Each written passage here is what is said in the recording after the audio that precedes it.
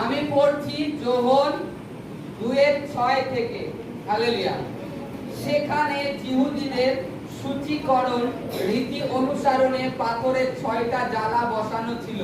তাহারা একটাতে 2-3 মান করিয়া জল ধরিত। যিশু তাহাদিগকে বলিলেন, ওই সকল জ্বালায় জল পুরো। তাহারা সেগুলি কানায় কানায় পূর্ণ করিল। পরে তিনি তাহাদিগকে বলিলেন, এখন উহা হইতে কিছু তুলিয়া ভোজাদাক্ষদের নিকটে লইয়া যাও। তাহারা লইয়া গেল। ভোজাদাক্ষরা যখন সেই জল দ্রাক্ষারস, যাহা দ্রাক্ষারস হইয়া গিয়াছিল, আস্বাদ করিলেন, আর তাহা কোথা হইতে আসিল তাহা জানিতেন না, কিন্তু যে পরিচারকেরা জল তুলিয়াছিল তাহারাই জানিতেন। তখন ভোজাদাক্ষ বরকে ডাকিয়া কহিলেন, সকল লোক প্রথমে উত্তম দ্রাক্ষা রস পরিবেশন করে এবং যথেষ্ট পান করা হইলে তাহা অপেক্ষা কিছু মন্দ পরিবেশন করে। তুমি উত্তম দ্রাক্ষা রস এখন পর্যন্ত রাখিয়াছ। Hallelujah, hallelujah. এখানে যদি আমরা দেখি, প্রভু যীশু খ্রিস্ট কান্না নগরে যান। প্রভু যীশু খ্রিস্ট কান্না নগরে যান। সে বাড়িতে প্রভু যীশু খ্রিস্ট তার শিষ্যের নিমন্ত্রিত হন। তাকে নিমন্ত্রিত করা হয়, তার শিষ্যদেরকেও করে সাথে। আর তার আগে তার মাকে নিমন্ত্রণ করে, তার মা আগে যায়। তার সেখানে তার শিষ্য সমেত, প্রভু যীশু শিষ্য সমেত সেখানে উপস্থিত হন। উপস্থিত হলে সেখানে কি হয় আমরা দেখি, পবিত্র শাস্ত্র বাইবেলে লেখা আছে, তাদের মানে জিহুদীদের সূচীকরণ রীতি অনুসারণে তাদের একটা রীতি আছে, নিয়ম। বিয়ে বাড়ির একটা নিয়ম, প্রথা যাকে বলা হয়। নিয়ম কি? আর প্রত্যেককে দ্রাক্ষা রস দেওয়া হবে। কি দ্রাক্ষা রস? আঙুর ফলের রস, কালো আঙুরের রস। আর আজকে মানে সেটাকে অনেকভাবে অনেকে ব্যাখ্যা করে জগতের লোকেরা, যে নেশা হয়। ওটা কিন্তু অ্যাকচুয়ালি নেশা হতো না, কারণ ওটা দেয়া হতো স্ত্রী, পুরুষ, বাচ্চা সকলকে। ওটা সূচীকরণ রীতি, ওটাকে দিতেই হবে। যেরকম আমাদের কিছু কিছু ক্ষেত্রে আমরা যখন জগতের নিয়মে বাস করতাম, তখন আমাদের একটা রীতি ছিল, বাড়িতে আসলে ঘটিতে জল দেওয়া হতো পা ধোয়ার জন্য, নিয়ম ছিল। এটাও একটা নিয়মের মধ্যে ছিল যে বিয়ে বাড়িতে কিছু থাকুক আর না থাকুক, ওই দ্রাক্ষারস দিতে হবে। তাই এখানে কি হয়, তাদের দ্রাক্ষারস সেই বিয়ে বাড়ি কম পড়ে যায়, কম পড়ে যায়। কম পড়ে যাওয়ার জন্য যীশু খ্রিস্টের মা দেখলেন যে এই বাড়ির লোকরা এখন তো অপমানিত হবে। যীশু খ্রিস্টের মা দেখলেন এই বাড়ির লোকেরা এখন অপমানিত হবে, এখনো অনেক লোক বাকি আছে, অনেকে নিমন্ত্রিত আছে, কিন্তু এখন যদি এই দ্রাক্ষারস নেই তাহলে তো নিন্দা করবে। যীশু খ্রিস্টের মার মনে সাড়া দিলেন, তাই গিয়ে যীশু খ্রিস্টকে বললেন যে ওদের তো দ্রাক্ষারস নেই। তা যীশু খ্রিস্টকে কি বললেন? হে নারী, এখন তো আমার সম্পর্ক নেই, তোমার সাথে আমার সম্পর্ক কি? আর আমার সময় এখনো আসেনি। যীশু খ্রিস্ট তার মাকে হে নারী বলে উত্তর দিলেন, প্রথম কথা। আর দ্বিতীয়ত বললেন আমার সময় এখনো আসেনি। তারপরে কি হলো? যীশু খ্রিস্টের মা গিয়ে ওই পরিচারকরা যারা ক্যাটারিং করছিল, এখন বর্তমানে ক্যাটারিং বলা হয়, যারা ক্যাটারিং করছিল তাদেরকে দিয়ে বলছে, উনি যা বলে তাই করো তোমরা। আজকে কি আমরা তাই করছি? প্রভু যীশু খ্রিস্ট যেটা বলছে তা কি আমরা করছি আমাদের জীবনে? এবার বলতে পারেন, প্রভু যীশু খ্রিস্ট কই, আমাকে কি বলছে? অনেকের প্রশ্ন থাকে তো যে আমাকে প্রভু যীশু কোথায় কি বলছে। প্রভু যীশু খ্রিস্ট প্রথমত বলে গেছে তোমরা অবিরত প্রার্থনা করো, জাগিয়া থাকো, প্রার্থনা করো। এই বলে তিনি বলেননি তোমরা ঘুমিও না, তোমরা খেও না, কাজ করো না তোমরা, তা কিন্তু বলেনি। কিন্তু তোমরা জাগিয়া থাকো, অবিরত প্রার্থনা করো, যাতে তোমরা পরীক্ষাতে না পড়ো। প্রভু যীশু আমাদের বলছেন যাতে তোমরা পরীক্ষাতে না পড়ো, অবিরত জেগে থাকো, মানে জগতের অভিলাষে মত্ত হয়ে আবার ডুবে যেও না, সেই নিদ্রায় নিদ্রিত হয়ে যেও না। প্রার্থনা, তোমাদের জীবনে প্রার্থনা কমই হয়ে যাচ্ছে। এই কারণে পিতর কিন্তু প্রভু যিশুর সঙ্গে ছিলেন। যোহন, পিতর, যাকব, এই তিনজনকে নিয়ে যান, প্রভু যিশুর সঙ্গে ছিলেন। তা সত্ত্বেও বলছিলেন তিনি, তোমরা জেগে থাকো আর প্রার্থনা করো অবিরত। কেন বলেছে? যাতে তোমরা পরীক্ষা না করো। আজকে প্রত্যেক ব্যক্তি আমরা প্রার্থনা করি না, এই কারণে আমরা পরীক্ষায় পড়ি। আর এখানে সময়, ঈশ্বর প্রত্যেক মানুষের জন্য একটা সময় নির্ধারিত করে রেখেছে যে আপনাকে কখন কি দেবে। আপনি আপনার প্রার্থনা করা কাজ আপনি করে যান, নিরাশ হয়ে যাবেন না। যখনই আপনি নিরাশ হয়ে যাবেন, ওই স্থানটা আবার গ্যাপ হয়ে গেল, কিন্তু আপনাকে ওই স্থানটা আবার প্রার্থনা করে পূর্ণ করতে হবে, আবার প্রার্থনা করে পূর্ণ করতে হবে। দ্বিতীয়ত, এখানে যে পরিচারকেরা জল তুললো, 6খানা জ্বালা বসানো ছিল পাথরের, তাতে কোনোটায় 2 মণ জল ধরতো, কোনোটায় 3 মণ জল ধরতো। তা সেই পরিচারকেরা যীশু খ্রিস্ট বললেন যে যাও তোমরা জ্বালাগুলো নিতে জল ভরো। যীশু খ্রিস্ট বললে জল ভরো, বলে দেয়নি যে কতটুক ভরবে। তারা কি করলো? গিয়ে পুরো কানায় কানায় টাপটুক করে ভরে দিল, ফাঁকা রাখলো না একটুকু। তারা বলেছে জল ভরতে, তারা পুরো পরিপূর্ণ করে দিয়েছে, জলে পুরো লেভেল লেভেল এতটাই ভরেছে। কারণ যীশু খ্রিস্টের মা সেই পরিচারকদের বলেছিল উনি যা বলে তাই করো। যেহেতু উনি বলেছেন, তাদের মধ্যে কোনো সন্দেহ ছিল না, সেই পরিচারকদের হৃদয়ে কোনো সন্দেহ ছিল না। তারা গিয়ে উনি বলেছে জল ভরতে, ভরে দিয়েছে, পুরো পরিপূর্ণ করে দিয়েছে। করে দেওয়ার পরে প্রভু যীশু বললেন এবার ওর থেকে নিয়ে পরিবেশন করো। জল তুলছে যখন দেখতে পাচ্ছে অলরেডি ওটা জল, তারা কিন্তু দেখতে পাচ্ছে ওটা জল। প্রভু যিশু বললেন ওখান থেকে নিয়ে তোমরা পরিবেশন করো। তারা নিয়ে গিয়ে পরিবেশন করছে, সঙ্গে সঙ্গে ঢালছে দ্রাক্ষারস। দ্রাক্ষারস অদ্ভুত কার্য, কারণ তারা ঈশ্বরের বাক্য, প্রভুর বাক্যে মন দিয়েছিল, জলে মন দেয়নি। কিন্তু যে ওই যে গ্রামে আমরাই তো জল ভরেছি, ওটা জল, এটা মন দেয়নি যে উনি বলেছে, ওনার কথা আমাদের শুনতে হবে।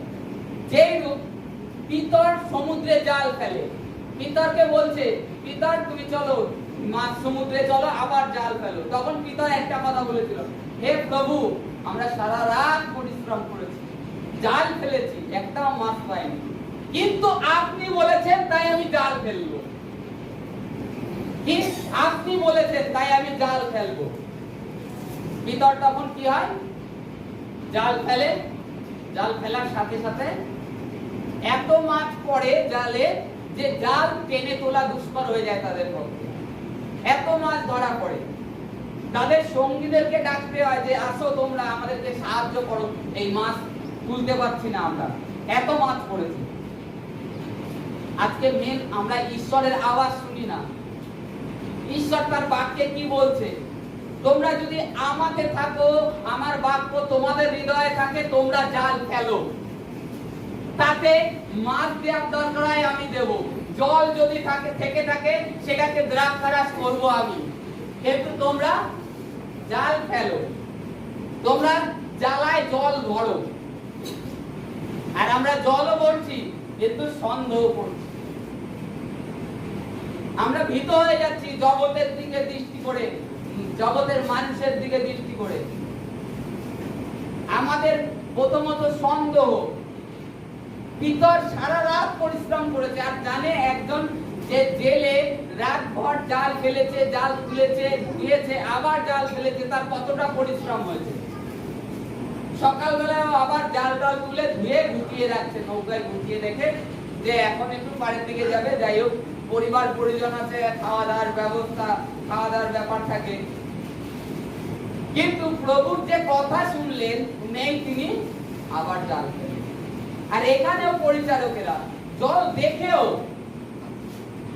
যে প্রভু যিশু বলেছেন, কারণ তার মা একটাই কথা বলেছিল যে উনি যেটা বলে তোমরা সেটাই করো। আর মরিয়ম যীশু খ্রিস্টের মা জানতেন যে যীশু খ্রিস্ট কে, তার জন্য মরিয়মের মধ্যে কোনো সন্দেহ ছিল না, কারণ তাকে অলরেডি স্বর্গদূত বলে গিয়েছিল যে ইনি হচ্ছে পরাৎপর ঈশ্বরের পুত্র, জগৎ সংসারের পাপ ভার ইনি নিয়ে যাবেন।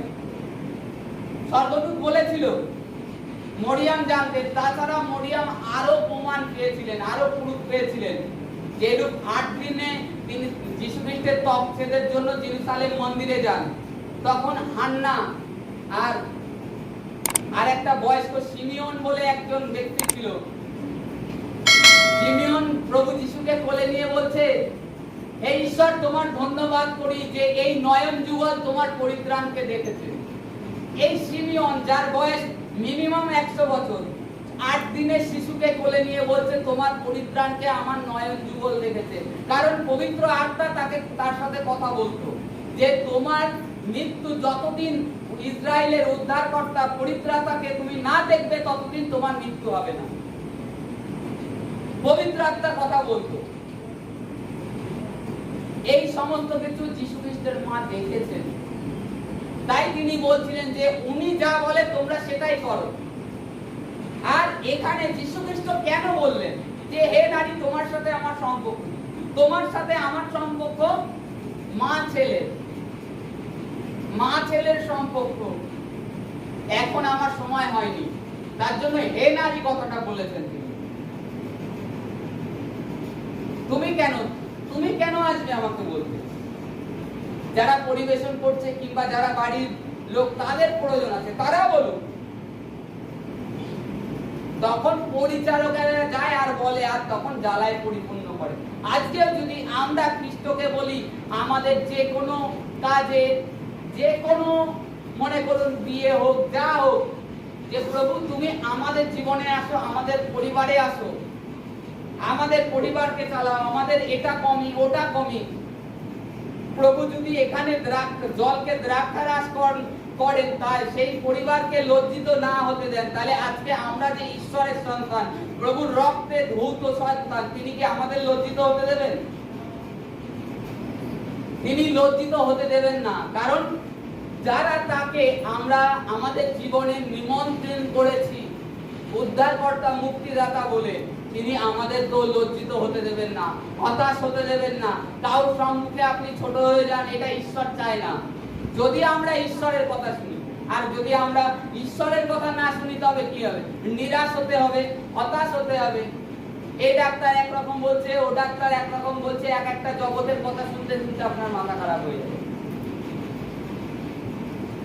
যদি আপনি জীবনে প্রভুকে নিমন্ত্রণ করে থাকেন, তবে প্রভু আপনার জীবনে এই রূপ করতে অবশ্যই উপস্থিত হবে। কারণ গীত সংগীতায় বলছে, তুমি আমাকে সংকটে ডাকবে আর আমি তোমাকে উত্তর দেব। প্রভু বলেছে, তার বাক্যে প্রতিজ্ঞা করেছে, তিনি মানুষ নন যে কথা দিয়ে কথা খেলাপ করবেন। তিনি ঈশ্বর, পৃথিবীর সৃষ্টিকর্তা। তিনি মানুষকে, আমাদের নিজেদেরকে তার হাত দিয়ে তৈরি করেছেন। আজকে আমরা নিজেদের ব্রেনকে সেটা নিতে পারি না। আমরা এটাই ভাবি ডাক্তার মানুষ, ডাক্তার। আজকে দেখি এটা কি? পবিত্র শাস্ত্র বাইবেল, তাই তো? এটা বাইবেল। আজকে আমরা ডাক্তারের উপরে খুব নির্ভরশীল হয়ে থাকি। আমাদের সর্বপ্রধান প্রথমে নির্ভরশীল ঈশ্বর সদাপ্রভুতে হতে হবে। কারণ ঈশ্বর ওই ডাক্তারকে বানিয়েছে।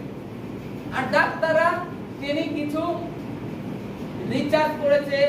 যেরকম যদি মেডিকেল দেখি, আমরা যখন মেডিকেলে যাই পরীক্ষায়, তখন তাদেরকে কিছু রিয়েল প্র্যাকটিক্যাল শেখায়। একটা বডিকে নিয়ে এসে কেটে এখানে হার্ট, লিভার, কিডনি এভরিথিং আছে।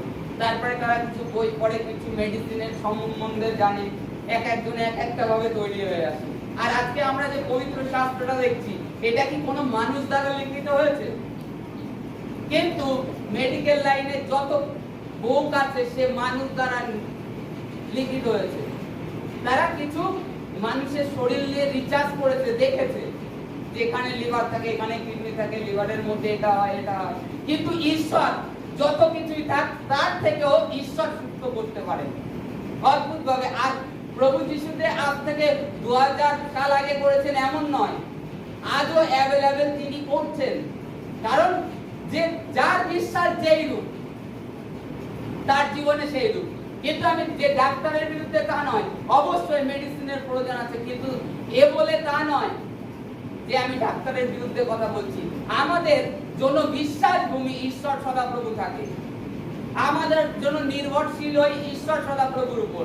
যেটা প্রভু আমি অমুক জায়গায় ডাক্তারের কাছে যাচ্ছি, তুমি আসো, তোমার দূতকে প্রেরণ করো আমার জন্য, তুমি আসো, তুমি তার মধ্যে থেকে কথা বলো, তবে ঈশ্বর আমাদের জীবনে কাজ করবে।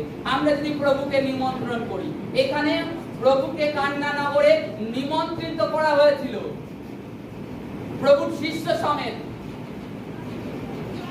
খালি প্রভুকে একাকে নিমন্ত্রণ করেনি, তার শিষ্যদেরকেও নিমন্ত্রণ করেছে।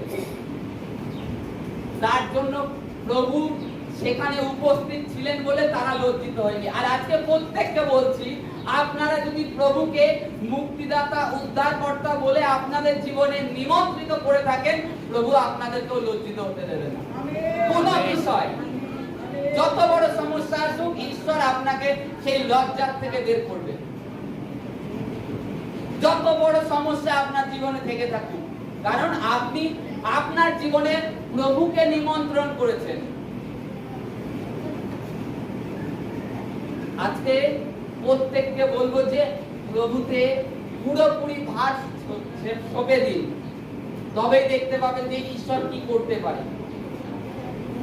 কারণ এর চাক্ষুষ প্রমাণ আগে গত সপ্তাহে যখন আমি প্রার্থনায় এসেছিলাম তখন বলেছিলাম যে আত্মা যে কি জিনিস এটা সম্বন্ধে আপনাদের ধারণা নেই। আমার বাবা হাসপাতালে রয়েছে, ঈশ্বরের ধন্যবাদ করি, কারণ প্রার্থনা, এই যে আমরা 3টে ভাই বোনই কম বেশি প্রার্থনা, তারপরে আমাদের যারা প্রাচীন বর্গ আছে মণ্ডলীতে, প্রত্যেকে আমার বাবার জন্য প্রার্থনা করছে। আমি জানি, কারণ আমরা খ্রিস্টের প্রত্যেকে মানে ভাই আর বোন, একে অপরের জন্য আমরা ভেবে থাকি। জগতের লোক কিন্তু ভাবে না, কারণ আমি নিজে দেখছি আমার পাশের বাড়ির লোক আনন্দ ফুর্তি করছে, কিন্তু আমরা যারা খ্রিস্টেতে ভাই বোন আছি তারা প্রত্যেকে প্রার্থনা করছে যেন আমার বাবা সুস্থ হয়ে বাড়ি আসে। প্রত্যেকের কাছে এই, কিন্তু জগতের লোকের মধ্যে সেই ভাবনা নেই। তারা খাচ্ছে যাচ্ছে, আনন্দ ফুর্তি করছে, তাদের কোনো আশা নেই। আমার বাবা বলছে যে তাকে দুজন লোক, লুঙ্গি পরার লোক, তাকে কোন অন্ধকারের মধ্যে থেকে নিয়ে যাচ্ছে। এত অন্ধকার, চিল্লাচ্ছে, তাও থামছে না। তারপরে হঠাৎ করে দেখি কি একটু ওই অন্ধকারের মধ্যে একটা চাঁদের ছোট্ট আলো বেরিয়ে এসছে। তখন বলছে থাক, এখন নেব না, পরে আসবো, এরকম বলে চলে গেছে। এটা কি? এটা কি মন্দ শক্তি নিয়ে যেতে চায়? এইটাই মানুষ আজকে বুঝতে চাচ্ছে না। আর এরপরে আমাদের মৃত্যুর পরে জীবন রয়েছে, আর আমরা যেন সেই মৃত্যু, সেই দ্বিতীয় মৃত্যুর থেকে বাঁচি প্রভু যিশুর প্রতি বিশ্বাস করে। প্রভু যিশুর প্রতি বিশ্বাস করে যেন সেই অনন্ত রাজ্যে আমরা পৌঁছতে পারি। আমেন। অনন্ত নরকের জন্য আমরা তৈরি হইনি এই পৃথিবীতে, অনন্ত রাজ্যের জন্য প্রভুর সাথে হাজার হাজার বছর ধরে আমরা রাজত্ব করব। প্রভু এটাই চায়। আর আজকে এই কারণে আমার বাবার সঙ্গে আরো 2-3টে রোগী ছিল, একই সেম, তারা মারা গেছে। আমাদের বাড়িতে আদার্স যারা প্রভুতে নেই তারা নিরাশ হয়ে যাচ্ছে। আমি বলছি মুখের থেকে যেন কাউর একটাও নেগেটিভ কথা না বেরোয় যে ঈশ্বর সুস্থ করে দেবে। বাস তোমরা ওই পাশে দেখছো ভয়ে ভীত হয়ে যাচ্ছ, ভীত হয়েও না। বাইবেলে লেখা আছে যত বড় সংকট আসুক তুমি আমাকে ডাকবে, আমি তোমাকে রক্ষা করব। আজকে আমার বাবাকে আমি যে ঈশ্বরের আরাধনা করি, ঈশ্বর কি একটুও ভালোবাসেন না? ঈশ্বর এমনি জগতের সন্তানকে ভালোবাসেন। যারা পাপী তাদেরকে তো আরো বেশি ভালোবাসেন। আমরা যদি দেখি প্রভু আর একটা উদাহরণ দিয়ে গেছে যে এক ধনবান ব্যক্তি ছিল, তার 2 পুত্র ছিল। একজন পিতার সম্পত্তি নিয়ে নষ্ট করে ফেলে, পরে মনে চেতন ফিরে যখন ফিরে আসে, পিতা তার নিজের যে ছেলে কাছে ছিল তার থেকেও অধিক ভালোবাসছিল। কারণ পিতা চান না একটাও আত্মা নষ্ট হোক।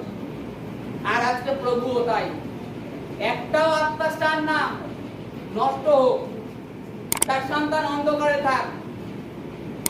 আমরাও যেন প্রভুকে নিমন্ত্রণ করি আমাদের জীবনে, তাহলে আমাদের জীবনে যত বড় সমস্যা, ব্যাধি যা আসুক, কিংবা আমাদের অর্থের প্রয়োজন, প্রভু বলছে যেখানে জাল ফেলতে সেখানে জাল ফেলো, প্রার্থনা করো অবিরত, দেখবে তার পরিণাম পরে কি হয়।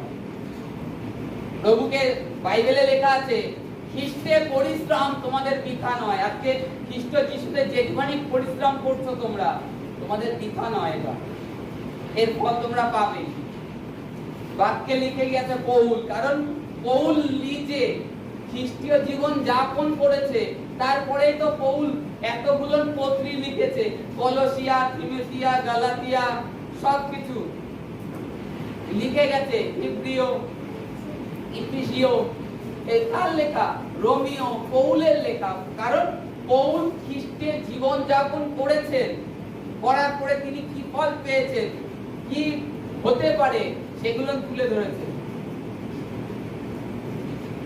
পৌল বলছে যে যখন সমুদ্রের মধ্যে তাকে নিয়ে যাওয়া হয় রোমে বন্দি করে, তখন ঈশ্বরের এক দূত রাত্রে এসে বলছে তোমার হানি হবে না, আর এই যে লোক এদেরও হানি হবে না। পৌল বলে তাদেরকে, তারা রোমিয়ের ছিল, শতপতি, সেনাপতি এরকম ছিল, তাদের কাছে বলে, তারা শুনে না পৌলের কথা। না শোনার জন্য বলছে এতে আপনাদের জাহাজের লোকসান হবে, আপনাদের মালের লোকসান হবে, কিন্তু ঈশ্বরের দূত মধ্যরাত্রে আমার কাছে এসে বলেছে তোমাদের প্রাণের হানি হবে না, একটা হবে। কারণ কি? ঈশ্বর, আপনি যে একা ধার্মিক রয়েছেন, ওই 100 জনের মধ্যে, 1000 জনের মধ্যে ঈশ্বর ওই আপনার একজনের জন্য ওই 1000 জনকে ঈশ্বর বাঁচাবে। ওই 100 জনকে কিংবা 1000 জনকে ওই আপনি একা যে ধার্মিক রয়েছে তার জন্য বাঁচাবে। আজকে তদ্রূপ আমরা যেন খ্রিস্টকে নিমন্ত্রণ করি। পৌল নিজে যে খ্রিস্টের বিরোধী ছিল, তাড়না করত, সে কি হলো লাস্টে? সে কিনা মন পরিবর্তন করলো, আর সে দেখলো যিশু খ্রিস্ট ছাড়া আর কেউ নেই এই জগতে, যার আসার কথা সেই হচ্ছে প্রভু যিশু। আজকে আমরাও, প্রভু যিশু এসে গেছে, তিনি আমাদের পাপের মূল্য চুকিয়ে দিয়েছে। আজকে আমাদের জীবনে ইলিগাল রয়েছে রোগ ব্যাধি, কারণ আমরা খ্রিস্টকে জানি, খ্রিস্টকে জানছি, কিন্তু খ্রিস্টতে আমাদের জন্য মূল্য চুকিয়ে দিয়েছে, এটার সেই রেন্টে আমরা নিতে পারছি না। খ্রিস্ট মূল্য চুকিয়ে দিয়েছে পাই পাই, যারা হৃদয় থেকে তাকে সঁপে দিয়েছে তাদের জন্য পাই পাই চুকিয়ে দিয়েছে। আর আমরা ভাবছি আজকে যে আদৌ হবে, হবে। ঈশ্বরের বাক্য, আকাশ পৃথিবী লুপ্ত হয়ে যাবে, কিন্তু ঈশ্বরের বাক্য একটাও বিফলে যাবে। আজকে প্রত্যেকে যেন আমরা খ্রিস্টকে নিমন্ত্রণ করি। আজকে ঈশ্বর আমাদের জীবনে অনেক কার্য করেছে, অনেক, কিন্তু আমরা কি ভুলে যাই। এই কারণের জন্য ঈশ্বর সদাপ্রভু মসিকে বলেছিলেন, তোমরা যে যর্দন পার হবে 12 গোষ্ঠী 12টা পাথর তুলে রাখো, 12 গোষ্ঠী 12টা পাথর তুলে রাখো। রুবেন গোষ্ঠী, জিহুদা গোষ্ঠী, তারপরে লেভি বংশ, সব বংশকে বলেছিল দান, যে তোমরা 12টা পাথর তুলে রাখো, কারণ ঈশ্বর তোমাদের জীবনে এই এই কাজ করেছে। এই পাথরগুলো দেখলে তোমাদের মনে পড়বে, যর্দন দুভাগ করেছে, লাল সাগর দুভাগ করেছে, তারপরে মিশরের থেকে সেই মহামারীর থেকে বাঁচিয়ে নিয়ে এসেছে, ফারাউনের হাত থেকে বাঁচিয়ে নিয়ে এসেছে। ওই পাথরগুলো দেখলে তোমাদের জীবনে মনে পড়বে। আজকে বলি না আমাদের জীবনে ঈশ্বর প্রচুর কাজ করেন, কিন্তু আমাদের জীবনে ওরকম এক একটা পাথর রাখতে হবে, তাহলে মনে থাকবে যে হ্যাঁ, ঈশ্বর লাল সাগর দুভাগ করে যখন নিয়ে এসেছেন, আজকে ছোট বড় যে রোগ ব্যাধি আজকে আপনাকে সমস্যায় ফেলে রেখেছে, চিন্তার মধ্যে ফেলে রেখেছে, তাহলে যখনই আপনি ওই পাথরে নজর পড়বে তখন বলবেন না, ঈশ্বর যখন ওই লাল সাগর দুভাগ করেছে, তাহলে তো আমার জীবনে এই ছোট সমস্যা নেই, এর খাল এ তো পার হয়ে যাবে, কিন্তু ঈশ্বর এরকম তুড়ি মারবে চলে যাবে। আমরা ঈশ্বরের প্রথমত চমৎকার ভুলে যায়, মহিমা ভুলে যায়, ঈশ্বর করতে পারে। আমরা সবসময় আমাদের ধ্যান, আমাদের শরীরে ব্যথা হচ্ছে, না আমার সুগার বাড়ছে, আমার পেট ব্যথা পড়ে যাচ্ছে, এই যে ধ্যান ঈশ্বর থেকে, শয়তান চাচ্ছে আপনার ধ্যান ঈশ্বরের থেকে সরে যাক। শয়তান এটাই চায়, ঈশ্বরের থেকে সরে যায়। সেদিনকে আমি খুব কষ্ট যখন হচ্ছে, আমি অল টাইম ওখানেই ছিলাম, মানে বলতে গেলে বেশি আমি থাকছি। তা আমি হালেলুয়া ধন্যবাদ প্রভু যিশু বলছি, হাতে পেটে হাত দিয়ে প্রার্থনা করছি, প্রভু তোমার ধন্যবাদ, কিডনি ঠিক করে দিয়েছে, এইভাবে বলছি। তা জন করে কিছুক্ষণ পরে বলছে আমার শরীরে কেমন যেন একটা কারেন্ট লাগবে, মনে হচ্ছে প্রভু আমার ঠিক করে দিয়েছে বলছে। তারপরে আমিও দেখছি আমার শরীরে একটা ব্যথা ছিল, সেটা চলে গেল। আমার এই পিছন সাইডে বিশাল ব্যথা ছিল, সেকেন্ডের মধ্যে গায়ে প্রভু স্পর্শ করেছিল। কিন্তু এই যে ঈশ্বর তখন স্পর্শ করেছে, তখন ধন করে তার সমস্যা দূর করেছে, সেই জিনিসটা উনি আর ধরে রাখতে পারেনি, কিন্তু উনি গুলিয়ে ফেলে দিয়েছে। কিন্তু আমি জানি ঈশ্বর কি করতে পারে আর ঈশ্বর কি করেন। আমরা প্রভু যিশুতে সঁপে দিয়েছি যে মরিত প্রভু তোমার উদ্দেশ্যে, বাঁচিত তোমার উদ্দেশ্যে। কিন্তু জগতের লোক তা নয়, সে আমার পরিবার পরিজন যেই হোক না কেন, যে ঈশ্বরকে প্রভুকে গভীরভাবে না জানে, সে ব্যক্তি ওই জগতের আরো 10টা অবিশ্বাসীর মতন হয়ে যায়। যে প্রভুকে না জানে গভীরভাবে, তার জীবনে সমস্যা চলে আসে। আর আজকে আমাদেরকে সমস্ত কিছুতে যেন প্রভুকে সর্বপ্রথম রাখি, যে প্রভু এই আদেশ দিয়েছে, এই আজ্ঞা দিয়েছে, এটা আমি পালন করার চেষ্টা করি। পিতর কি করেছে? জাল ফেলতে বলেছে, জাল ফেলে দিয়েছে। কষ্ট হয়েছে, সারা রাত পরিশ্রম করেছে, তাও সে জাল ফেলতে আর বলেনি যে প্রভু আবারও ফেলবো। বলছে আপনি যখন বলেছেন তবে আমি ফেলবো। কারণ পিতর একটুখানি বুঝে গিয়েছিল যীশু খ্রিস্ট যে সারা রাত পরিশ্রম করেছে, পিতর তার নৌকায় এসে যখন বক্তৃতা দিচ্ছিল লোকের কাছে, যে ঈশ্বরের রাজ্যে সুসমাচার করছিল, তখন পিতর জাল ধুতে ধুতে একটু তার কানে গিয়েছিল যে এনার মধ্যে অন্য কিছু আলাদা আছে, তাহলে এনার কথা শুনতে হবে। আর এখানেও যখন মরিয়ম বললেন পরিচারকদের যে উনি যা বলে তাই করো, তখন পরিচারকরা দেখলেন যে ইনি বাকি, ইনি এসে বলছে ওনার কথা শুনতে, শুনি। এমনি তো এই বাড়ির মান সম্মান চলে গেছে, যা যা চলে গেছে, অতএব এনার কথা শুনেই যা জল কানায় কানায় পূর্ণ করে দিল। তারা জল ঢালছে, দ্রাক্ষারস হয়ে যাচ্ছে, জল ঢালছে, দ্রাক্ষারস হয়ে যাচ্ছে। কারণ প্রভু চান না সেই বাড়ির কেউ যেন লজ্জায় পড়ে। আরো কি হলো সেখানে? তারা প্রশংসা পেল। আজকে আপনাদের কর্মক্ষেত্রে, আপনাদের পরিবারে মানে আপনারা প্রশংসা পাবেন, কারণ আপনাদের মধ্যে সেই ঈশ্বরের জ্যোতি, তার পবিত্র আত্মা রয়েছে আপনার পরিবারকে রক্ষা করার জন্য, আপনার কর্মক্ষেত্রের লোককে বাঁচানোর জন্য। আপনার সঙ্গে পবিত্র আত্মা রয়েছে, লজ্জায় ফেলতে দেবে না। আজকে প্রত্যেকে যেন আমরা প্রার্থনায় থাকি অবিরত, আর প্রভুকে নিমন্ত্রণ করি আমাদের জীবনে। Hallelujah, hallelujah.